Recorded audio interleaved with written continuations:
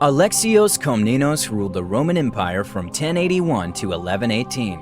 The emperor had to confront the dreadful crisis that emerged in Byzantium after the defeat of the imperial army in Manzikert and the civil war between the claimants of the throne of Constantinople. The Seljuk hordes overrun and conquered most of Asia Minor, leaving the Roman Empire in a very bad situation. Alexios was able to change this course of decay, and by the end of his reign, the Romans had reconquered many lands in Western Asia Minor. The treasuries were stable, the army was revived, and the Seljuks had been heavily defeated. Alexios married a woman from the great Byzantine family of Duke called Irene Doukaina. The imperial couple had many children. The most known out of them is his darling daughter Anna Komnene and his son and future Roman Emperor John II. In this video, we are going to see the stories of all the children of Alexios. 1. Anna Komnene was the firstborn daughter of the Emperor Alexios Komnenos and of the Augusta Irene Doukaina. Today, Anna is widely known in history readers due to Alexiad, a great history source that she herself wrote, and thus became the first female historian of Christendom. Through this work, she narrates the adventurous and stormy reign of her most beloved father Alexios. Alexiad is one important source for the history of the late 11th and early 12th centuries, and of the Crusades. Princess Anna was supposed to succeed her father in the Roman throne, and due to this reason, she married Constantine Doukas, the heir of the great family of Douke that had ruled as emperors of Constantinople before the successful usurpation of Komnene in 1081. However, the birth of John, of a male heir, changed the plans of Alexios. He was hesitant for long on whom he would present to the Roman people as their new emperor, but he concluded that John was the most appropriate for the imperial dignity. At 1097, Anna married Nikephoros Phrynios, a grandson of a great enemy of her father Alexios. Nikephoros carried the title of Caesar, and for this reason, Anna is addressed in the primary sources many times as Caesarissa, meaning the wife of Caesar. While Alexios was lying sick on his deathbed, Anna and her mother Irene tried to convince him to change his mind and handle the ring of power to Anna and Nikephoros and proclaim them, instead of John, Roman emperors. But in vain. Soon after John's rise to the throne, Anna organized a coup, so to murder her brother, but at the last moment, due to Phrynios' hesitation, her schemes failed and were uncovered. John, though, forgave his older sister and only restricted himself at confiscating her properties, which he soon returned to Anna.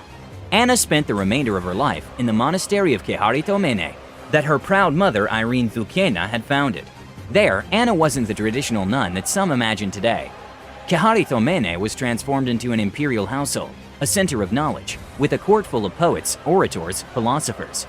It was a magnet for the intellectuals of the era, like a new academia of Plato. Anna was surrounded by wise men of all kinds, and she loved discussing with them. Anna possessed a universal education, unknown for the rest of the world outside the Roman Empire. She knew mathematics, geometry, philosophy, philology, historiography, geography, medicine, law, theology, while she had mastered the art of rhetoric. She was familiar with all the ancient texts available and protected in Constantinople: Homer, Aristophanes, the theories of Aristotle, the dialogues of Plato, while she could chant with eloquences authors such as Pindarus, Orpheus, Sappho, Proclus, the Stoics, the academics. One poet wrote about Anna: if ancient Greece knew her, she would add a fourth grace to the graces, a 10th muse to the muses. After the passing of her mother Irene, Anna assumed the administration of Keharitomene, and after her own death, she offered the abbey to her firstborn daughter. Her marriage with Nikephoros proved to be happy, and the couple had many children.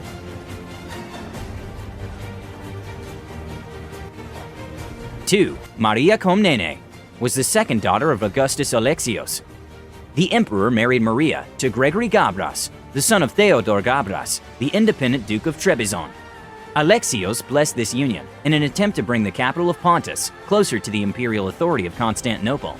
However, Gregory didn't wish to remain close to the Komnenian family and tried to escape from the palaces and reunite with his father. As a result, Alexios declared the marriage no longer void and sent Gregory back to the Black Sea. Maria later married a man called Nikephoros Katakallon. Anna praises her sister's husband for his skill in using weapons and riding his horse. Maria remained near the pillow of her father in his very last moments.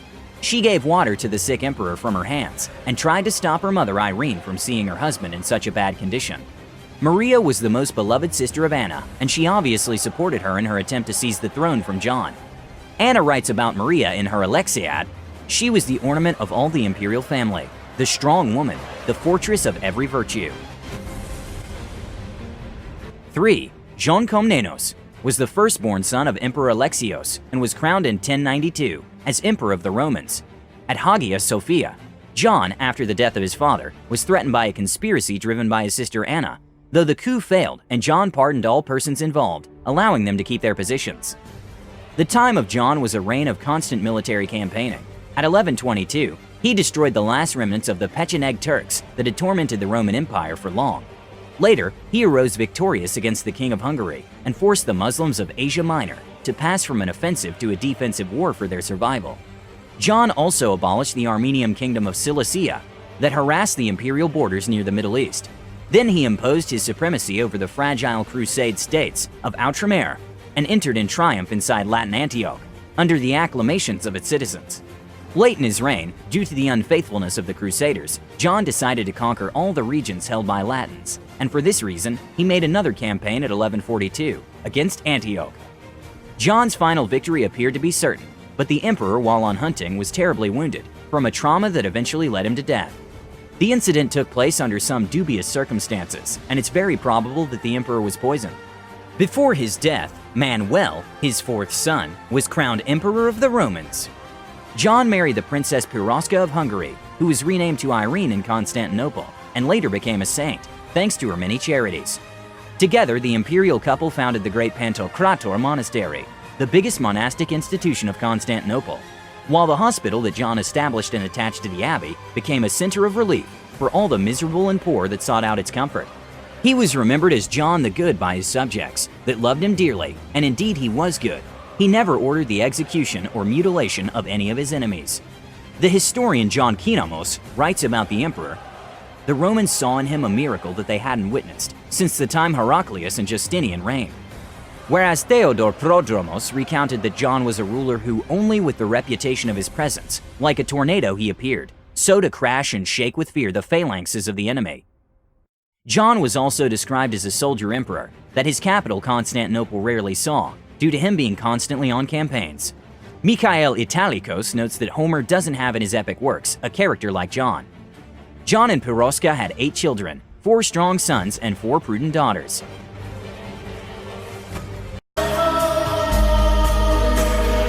Thanks for watching our video. Subscribe to our channel and please support us on Patreon by following the link in the description.